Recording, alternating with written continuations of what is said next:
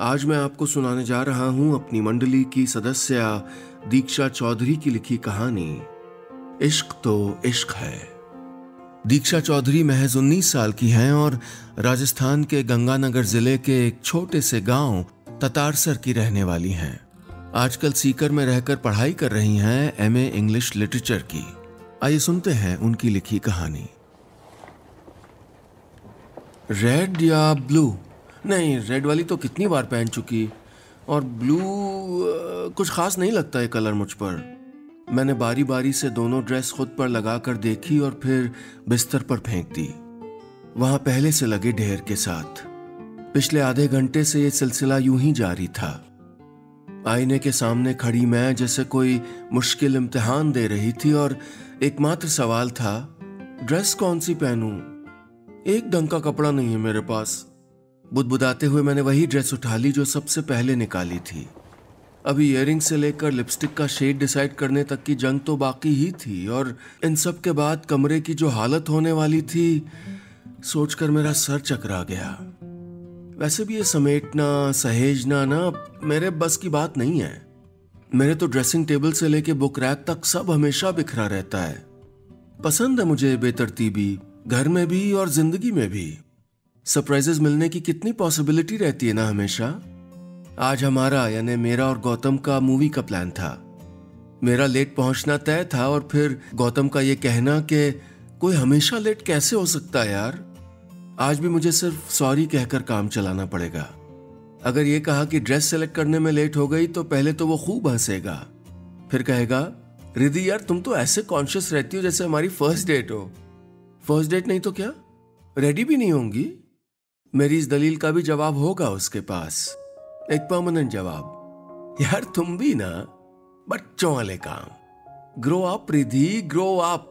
पिछले महीने ही 25वां बर्थडे मनाया है मैंने अपना, पर अगर बड़े होने के बाद कोई उसकी तरह बोरिंग हो जाता है तो मुझे नहीं होना बड़ा, मैं बच्ची सही। वैसे वो इतना भी बोरिंग नहीं। मैंने खुद को ही झिड़की लगाई। बहुत प्यारा है गौतम। हाँ, थोड़ा शांत रहता है, ज्यादा बात नहीं करता। रात के 2 बजे स्कूटी राइड पर निकलने जैसे, नुक्कड़ पर खड़े होकर खूब तीखे गोलगप्पे खाने जैसे अजीबोगरीब शौक भी नहीं है उसके। लेकिन प्यार करता है मुझसे, कभी मेरी शरारतों से परेशान नहीं होता। वो गहरी नींद सोया हो और मैं गर्दन पर ठंडे हाथ लगाकर जगा दूं तब भी नहीं। मेरी सारी बचकानी हरकतें भी बर्दाश्त कर लेता है। मैंने जो जो चुना वो उसकी पसंद बनता गया। वो चाहे खिड़की पर लटका विंड चाइम हो या उसका कॉफी कप जिस पर हम दोनों की तस्वीर बनी है और लिखा है इन लव फॉरएवर। मुझे कुछ और भी याद आ गया। रिद्धि कितना चाइल्डिश है यार ये, कब देखते ही कहा था उसने। हाँ तो क्यूट भी तो है ना, मैंने कहा तो वो हंसकर बोला, तुम लड़कियां भी ना, तुम्हारा तो फिर भी समझ आता है। इवन मीरा को भी क्यूट लगता था। देखना किसी दिन दराज में मिलेगा तुमको एक और कप, उसकी और मेरी फोटो वाला। मीरा, गौतम की एक्स गर्लफ्रेंड। मेरा मन किया कि उसको टोक दूं, कह दूं कि कुछ बहुत गहरा चुभ रहा है मुझे। मैंने अपने हाथ में पकड़ा कप उसी पल छोड़ दिया था। अब हम दोनों के मुस्कुराते चेहरे 2 अलग अलग टुकड़ों में बंटकर फर्श पर बिखर गए थे। प्यार, ये एक शब्द कितना कुछ समेट लेता है ना। ढेर सारा सुकून, मीठी मीठी बेचैनी और सबसे बढ़कर एक एहसास कि कोई हर पल हमारे साथ है। खुशियां बांटने से लेकर दुख साझा करने तक, हमेशा। ये सब मैंने तब जाना जब गौतम मेरी जिंदगी में आया। मैंने एमबीए खत्म होने के बाद जिस ऑफिस में ज्वाइन किया, गौतम वहां मेरा सीनियर था। शुरू में तो मैं चिढ़ती थी उससे, खड़ूस लगता था वो मुझे, पर जैसे जैसे वक्त बीतता गया मेरा ओपिनियन बदलने लगा। जब कभी मैं किसी काम में अटकती वो बिना कहे ही मेरी मदद कर देता था। बॉस को मेरी रिपोर्ट करते वक्त भी उसने मेरी सारी गड़बड़ हरकतें छुपा ली थीं। नहीं बताया था कि मैंने एक दिन उसकी कितनी इंपॉर्टेंट वर्कशीट पर चाय गिरा दी थी कि मैं लगभग हर रोज आधे घंटे लेट ऑफिस पहुंचती हूँ, कि मैंने कैफेटेरिया में बैठकर बॉस की खूब बुराई की थी और उसने सुन ली थी। धीरे धीरे हमारी दोस्ती हुई और फिर प्यार। मुझे उसकी जिंदगी में आए पूरा 1 साल हो चुका है, पर मीरा का जिक्र वो नहीं गया है उसकी बातों से। गौतम ने मीरा के बारे में तभी बता दिया था जब हम सिर्फ दोस्त थे। वो और मीरा 4 साल तक लिव इन रिलेशन में थे, फिर अलग हो गए। कोई बहुत बड़ी बात नहीं थी, ना कोई बड़ा झगड़ा, बात शायद कुछ थी नहीं, बस लगा कि साथ रहते हुए भी कुछ मिसिंग है, और फिर सब खत्म हो गया। गौतम ने बड़ी सहजता से बताया था, और अब जब भी वो उसका नाम लेता है मैं गौर से उसके चेहरे को देखती हूँ और कुछ तलाशने लगती हूँ। शायद मीरा को खोने के दुख की कोई लकीर, शायद उसके साथ न होने की तकलीफ का कोई निशान, पर फिर मना लेती हूँ खुद को, शायद देखकर भी अनदेखा करने के लिए। रात के 10 बजने को थे। आज मैं गौतम के साथ उसके घर पर ही रुकी थी। गौतम स्पेशल डिनर के बाद हम कंबल में दुबक कर टीवी देख रहे थे, मेरी पसंदीदा रोमांटिक फिल्म। हम ये फिल्म करीब चौथी बार साथ देख रहे थे, लेकिन इस बार भी क्लाइमैक्स सीन आया तो मैं अपने आंसू रोक नहीं पाई। रिद्धि फिर से, जाने कैसे उसे हमेशा पता चल जाता है। मैं नहीं रो रही। मैंने फटाफट आंसू पोंछ लिए। अच्छा दिखाओ तो। उसने अपने कंधे से मेरा सर हटाया और गौर से मेरी तरफ देखने लगा। वेरी स्मार्ट, पर कुछ मिस कर गई। आंखें तो पोंछी पर नाक। गौतम हंसने लगा। मुझे भी हंसी आ गई। वो तो सर्दी लगी है। अच्छा चलो अब खुल के रो लो। उसने जैसे ही कहा मैं सच में रो पड़ी। होठों पर मुस्कुराहट थी पर आंखों में आंसू। अरे पागल हो क्या, बस हो गया बस। गौतम मुझे सीने से सटाए मेरा सर सहला रहा था। पता पहले मैं भी ऐसा ही था, तुमसे भी ज्यादा रोता था फिल्में देख के। मीरा कितना चिढ़ाती थी मुझे। फिर से मीरा। अब से ये मूवी बंद, हाँ? तुम हर बार मूड खराब कर लेती हो। वो बोलता जा रहा था, पर मेरे कानों में एक वो नाम अटक गया था, मीरा।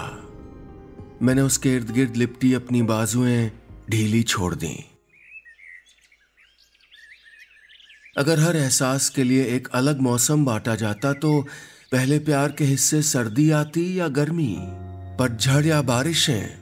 नहीं, शायद इनमें से कोई नहीं। इस कमबख्त के लिए जरूर कोई 5वां मौसम चुना जाता, जिसमें सर्दियों के सवेरे शामिल होते, गर्मियों की शामें, पतझड़ की पीली सड़कें और शामिल होता बारिशों का धुला धुला आसमान। इंद्रधनुष मिलता तो 8 रंगों वाला। मेरे इंद्रधनुष का वो 8वां रंग गौतम है, और उसके मैं तो नहीं। मैं तो उसका दूसरा प्यार हूं ना, शायद थोड़ा सा कम खूबसूरत, शायद एकदम साधारण। उसकी जिंदगी में ये स्पेशल जगह मीरा की थी। तभी दोनों को अलग हुए इतना वक्त गुजरने के बाद भी शायद गौतम अब भी उसे याद। मैंने सर झटक दिया। रविवार की सुबह थी। हम दोनों अभी जॉगिंग से लौटे थे। मैं निढाल होकर सोफे पर गिर गई। गौतम से रेस लगाने के चक्कर में बुरी तरह सांस फूल रही थी। ये लीजिए मैडम, अदरक वाली चाय। उसने चाय के 2 कप सामने मेज पर रख दिए। पास रखा न्यूज़पेपर उठाया और पढ़ने लगा। सामने बालकनी की तरफ मेरे लाए विंड चाइम की मीठी मीठी आवाज आ रही थी। फूलदान में सजे फूल वही थे जो मैंने चुने थे। दीवार पर टंगी पेंटिंग्स मैं एक एग्जीबिशन से लाई थी। पर्दों का रंग, गमलों का डिजाइन, सब मेरी पसंद का था। वो घर जहां कभी गौतम मीरा के साथ लिव इन में रहता था, मैं उस घर में, उसकी जिंदगी में अपने होने के निशान खोज रही थी। जैसे मुझे वो एकदम गूढ़े नजर आए, एकदम पुख्ता, और अपनी गलतफहमी जरा धुंधली। मैंने खुद को झिड़क दिया। आज लेक चलें, तुम्हारा मन था ना? गौतम ने न्यूज़पेपर एक तरफ रखते हुए कहा। हम दोनों पूरे दिन की प्लानिंग में जुट गए। ऐसे ही होते हैं हमारे सारे इतवार। वो जैसे पूरे हफ्ते मेरी फरमाइशों की लिस्ट बनाकर रखता है। मुझे उस पर थोड़ा सा और प्यार आ गया। शाम के 7 बजे होंगे। मैं और गौतम ऑफिस से लौटकर उसी के घर पर थे। मेरी तबीयत थोड़ी ख़राब थी, सो वो जिद करके मुझे अपने साथ ले आया था। तेज़ बुखार और सर्दी। गौतम की मीठी सी डांट के साथ कड़वा काढ़ा पी चुकी थी, 4 तरह की दवाइयां खा चुकी थी, पर अभी तक कोई आराम नहीं। अनमनी हो रही थी मैं। मन बहलाने के लिए उसके लैपटॉप में पुरानी तस्वीरें देखने लगी। कुछ महीने पहले हम दोनों जैसलमेर गए थे, वहीं की तस्वीरें थीं। किसी में कैमल सफारी करते हम दोनों, तो किसी में रेत पर उसका नाम लिखकर मुस्कुराती हुई सिर्फ मैं। कितना मजा आया था ना रिद्धि। उसने कहा तो मैंने भी हामी भर दी। हाँ सच में, इस बार भी चलते हैं ना कहीं, कहीं साउथ की ट्रिप रखते हैं। हाँ, केरला या तमिलनाडु। मैंने चहक कर कहा, तमिलनाडु चलते हैं यार, मेरा कब से मन है। फिर जरा रुक कर बोला, मैं और मीरा हमेशा प्लान करते ही रह गए यार, कभी जा ही नहीं पाए। मुझे लगा जैसे मुंह का स्वाद एकदम कसैला हो गया, मन एकदम भारी। तुम क्या अब भी उसे मिस करते हो? एक रोज मैंने पूछ लिया था गौतम से। वो बालकनी में प्लांट्स को पानी दे रहा था। मैं धूप में रखी कुर्सी पर बैठी थी। किसे? वो हैरानी से मुझे देखता रहा। क्या वो सच में नहीं जानता था मैं किसकी बात? मीरा को याद आती है तुम्हें उसकी? मैं अपनी आवाज का डूबना मुश्किल से संभाल पाई थी। रिद्धि पागल हो तुम एकदम। अच्छा सुनो, मैं क्या सोच रहा था, यहां कुछ फूल और लगाते हैं ना। मेरी बात को एकदम हल्के में लिया था उसने। इस बार मार्केट जाएंगे तो थोड़े गमले और ले आएंगे। वो वैसी ही बेख्याली में बोलता जा रहा था। मुझे अपना मीरा के बारे में सोचना एकदम से बचकाना लगा। अगर उसे याद आती भी थी तो मुझे समझना चाहिए था ना। समझना चाहिए कि जाने वाले कदमों के निशान थोड़ी देर तक बचे रहते हैं मन की देहरी पर। उन्हें पूरी तरह मिटने में वक्त लगता है। मुझे तो वक्त देना चाहिए था गौतम को। और भी न जाने कितने उलाहने, कितनी समझाइशों की पोटली बांध रही थी मैं उसके मन के नाम। लेकिन सब नाकाम। मेरी इनसिक्योरिटी, मेरा डर, इन सब से कहीं बढ़कर था। मैं जिसे नजरअंदाज करना चाहती थी वो ज्यादा नजर आने लगा था। गौतम जैसे हर बात में उसको ले आता था, या शायद मैं उन्हीं बातों को पकड़कर बैठी रहती जिनमें मीरा होती। उन्हें बार बार किसी फिल्म की तरह रिप्ले करती रहती अपने दिमाग में। उस दिन हम साथ शॉपिंग करने गए थे। किसी ऑफिस कलीग की शादी में जाना था। ये ड्रेस देखो कैसी लग रही है, मैंने पूछा। वेरी प्रिटी, उसने हाथ से इशारा करते हुए कहा। नहीं, इतनी भी खास नहीं। मेरी आवाज में थकान थी। 2 घंटे जूझने के बाद भी कुछ पसंद नहीं आया था मुझे। तुम साड़ी ट्राई करो ना, बहुत अच्छी लगेगी तुम पर, वो मेरी रोनी शक्ल देखकर बोला। सीरियसली? हाँ, और साड़ी में तो ऑप्शन भी कितने हैं, कांजीवरम, माहेश्वरी या बनारसी। अच्छा, और तुम्हें इतना सब कैसे पता? मैंने हैरानी से पूछा। अरे जनरल नॉलेज है भाई। अब चले साड़ी खरीदने या यहीं शाम करनी है? मुझे कुछ चुप गया। कैसे सफाई से मीरा का नाम छिपा लिया। जानती हूं वो साड़ी की शौकीन थी, देखी है उसकी तस्वीरें। मुझे नहीं लेनी कोई साड़ी, मैंने गुस्से में कहा और सीधे घर चली आई। उसके साथ शादी में भी नहीं गई। वो मुझे मनाता रहा, पूछता रहा कि आखिर बात क्या है। उसे नहीं समझ आ रही थी बात। पिछले हफ्ते मैं और गौतम किसी मीटिंग के लिए एक साथ मुंबई गए थे। एयरपोर्ट पर गौतम का कोई पुराना दोस्त मिल गया। ओ, तो ये है मीरा। कब से सुन रहे हैं भाई आपके बारे में। Really nice to meet you. Gautam ने अब तक अपने दोस्तों के मेरे बारे में बताया भी नहीं था। मीरा के साथ रहने के बारे में सब जानते थे, अलग होने के बारे में बहुत कम लोग। क्या उसके भीतर भी ऐसा ही था? मैंने गौतम से कुछ नहीं कहा। उसने समझा भी नहीं कि मुझे कितना बुरा लगा। कुछ अनदेखा सा उग रहा था हम दोनों के बीच, बढ़ रहा था दिनों दिन। कुछ ऐसा जो मुझे एहसास दिलाता कि मैं बहुत दूर खड़ी हूं और वो हाथ बढ़ाकर मुझे पास बुलाने की कोशिश भी नहीं कर रहा। जैसे उस खाली जगह में उसने कुछ और बचा कर रखा है। अपना पहला प्यार, अपनी, मैं नहीं दोहराना चाहती अपनी जबान से वो नाम। 2 हफ्ते गुजर गए। मैं गौतम के घर नहीं गई, वीकेंड पर भी नहीं। कुछ काम है, मैंने कहा और उसने मान भी लिया। इस इतवार भी मैं एक किताब सीने से सटाए बीन बैग में धसी बैठी थी, उलझी थी अपने उन्हीं ख्यालों में कि तभी डोरबेल बजी। दरवाजा खोला तो गौतम था। ये हाउस अरेस्ट किस खुशी में चल रहा है भाई?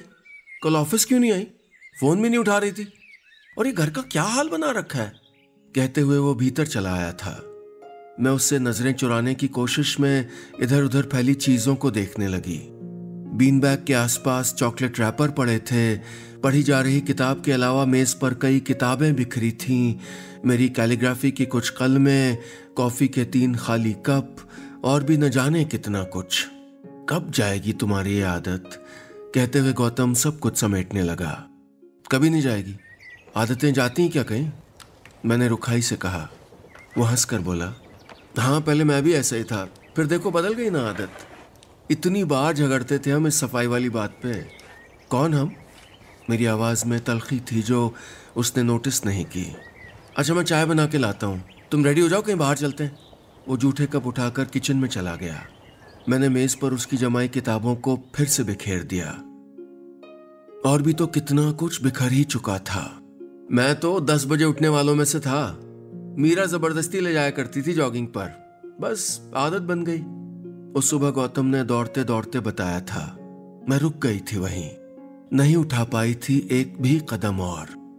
जिस रेस्टोरेंट में वो अक्सर मुझे डिनर के लिए लेकर जाता वो मीरा का फेवरेट रेस्टोरेंट था। जो ग्रे शर्ट मुझे उस पर सबसे ज्यादा अच्छी लगती थी वो मीरा ने गिफ्ट की थी। ये सब उसी ने मुझे बताया।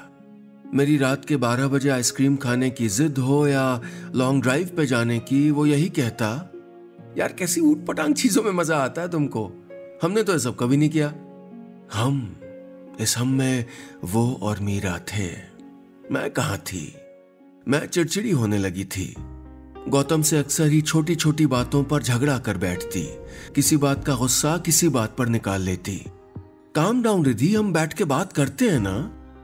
वो मुझे समझाने की कोशिश करता और मैं और खींच जाती। आई थिंक हमें अलग हो जाना चाहिए। एक रोज एक छोटे से झगड़े के बाद मैंने कहा। वो हैरानी से मुझे देखता रहा। व्हाट? क्या बोल रही हो तुम? सही बोल रही हूं। तुम्हारे दिलो दिमाग में मीरा के अलावा किसी के लिए जगह ही कहां है? प्यार करते हो तुम उससे, नहीं बढ़ पाए उससे आगे। रिद्धि ऐसा कुछ नहीं है, पता नहीं कहां से तुम ये सब। गौतम ने मेरे कंधे पर हाथ रखने की कोशिश की। मैंने उसका हाथ झटक दिया। उस रोज गौतम के सामने अपना सारा गुस्सा, सारी नाराजगी साफ साफ कह देने के बाद मैं घर चली आई थी। इस बात को पूरा 1 हफ्ता बीतने को था। हम एक ही ऑफिस में काम करते, दिन में कई बार आमने सामने आते, पर कोई बात नहीं होती। कितनी अजनबी, कितनी बोझिल थी ये चुप्पी। 10 दिन बीत गए। शुरू में तो मैं गुस्सा करती रही, नाराजगी को और बड़ा करती रही अपने भीतर, पर अब जैसे कसमसाने लगी थी मैं। क्यों नहीं कर रहा था वो कोई कोशिश मुझे मनाने की, मुझसे बात करने की? अगर मैं गलत भी थी तो मुझ पर गुस्सा करता, समझाता मुझे, पर यूं चुपचाप दूर हो जाना मुझे तोड़ रही थी उसकी बेरुखी। वो जनवरी की आखिरी शाम थी। आज ही के दिन हम लोग पहली बार डेट पर गए थे। हम हर साल इसी कैफे में आएंगे एनिवर्सरी सेलिब्रेट करने, मैंने चहकते हुए कहा था और वो सर पकड़कर बैठ गया था। बिल्कुल पसंद नहीं थी उसे मेरी ये बचकानी हरकतें। शायद मैं उसी कैफे में बैठी सोच रही थी। ऑफिस से निकलकर सीधे यहीं चली आई थी, अकेली। मैं मेन्यू देखने लगी, कोशिश कर रही थी खुद को बिजी रखने की। हाय! आवाज से चौंक कर मैंने नजरें उठाई तो गौतम खड़ा था। सॉरी, हाँ लेट हो गया, समझ नहीं आ रहा था शर्ट कौन सी पहनूं। कहते हुए वो सामने की कुर्सी पर बैठ गया। हैप्पी एनिवर्सरी, और ये तुम्हारा गिफ्ट। उसने कॉफी कप मेरे सामने रख दिया, ठीक वैसा ही जैसा मुझसे टूट गया था, हम दोनों की तस्वीर वाला। कुछ ऑर्डर किया क्या? उसका ऐसे बर्ताव जैसे कुछ हुआ ही ना हो। मैं अचानक रो पड़ी। वो कुछ नहीं बोला। कितनी ही देर मेज पर रखे मेरे हाथ पर अपना हाथ रखे चुपचाप बैठा रहा। रिद्धि, मैं कभी इंटेंशनली उसकी बात नहीं करता हूं। कुछ देर बाद उसने धीमे से कहा, इतने साल साथ रहा हूं उसके, इतने साल। मैं अपने पास्ट का कोई भी मोमेंट तुमसे शेयर करता हूं तो उसमें उसका जिक्र होता है, सिर्फ जिक्र। और मैं बेहिचक कह देता हूं तुमसे, काटता नहीं हूं उसका नाम, नहीं छुपाता हूं तुमसे कुछ। इसलिए नहीं कि आई मिस हर, इसलिए कि आई ट्रस्ट यू। मुझे भरोसा है हमारी रिलेशनशिप पर। वो मेरा हाथ अपने हाथ में लिए बोल रहा था, रिद्धि आई एम सॉरी, मैंने तुम्हें हर्ट किया। उसकी बातें मेरे हर एक सवाल का जवाब थीं, मेरी हर गलत फहमी का तोड़। पर तुम, मैं सिसकते हुए सिर्फ इतना बोल पाई, पर मैं क्या रिधि, इतने दिन से तुम ऐसे इग्नोर, कुछ कहा क्यों नहीं तुमने? तुम सुनती? तुमने मेरी चुप्पी का क्या मतलब निकाला मैं नहीं जानता, पर ये झगड़े प्यारे से प्यारे रिश्ते को भी बदसूरत बना देते हैं यार। Toxic relationship. बस इसीलिए तुम्हारे शांत होने का इंतजार कर रहा था। इसके बाद बहुत देर तक हम दोनों चुपचाप बैठे थे। मन में इतने दिनों से चलती उथल पुथल जैसे थम गई थी। थम गया था वो तूफान। मैंने उसका हाथ कसकर पकड़ रखा था। एक बात बताओ, पहला प्यार सुंदर होता है या दूसरा? कुछ देर बाद मैंने पूछा। ये कैसा सवाल है, बताओ ना। दोनों। इश्क तो इश्क होता है ना, हर बार सुंदर। गिनती से क्या फर्क पड़ता है? अभी बताओ ऑर्डर क्या करना है? वो कभी मेन्यू पलट कर देख रहा था तो कभी मुझसे पूछ रहा था, लेकिन मैं मन ही मन दोहरा रही थी उसकी कही बात, जैसे हमेशा हमेशा के लिए रट लेना चाहती थी। गिनती से क्या फर्क पड़ता है, इश्क तो इश्क है।